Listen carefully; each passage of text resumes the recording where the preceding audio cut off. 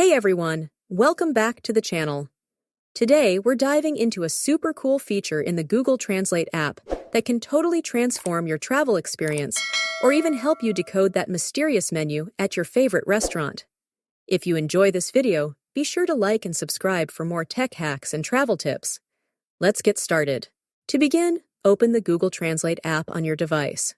Once you're on the main screen, look in the lower right corner for an option labeled Camera and tap on it. This feature lets you point your camera at any text for an instant translation into your preferred language. But if you have an image saved that you'd like to translate, here's how you can do it. In the lower left corner, tap on Images.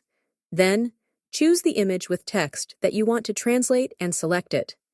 Google Translate will automatically detect and translate the text in the image, so you can read it in your language.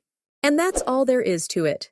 Next time you encounter a language barrier, just use Google Translate's camera feature. It's a lifesaver and completely free. If this video helped you, please give it a thumbs up and don't forget to subscribe for more handy tech tips and travel hacks. Thanks for watching, and I'll see you in the next video.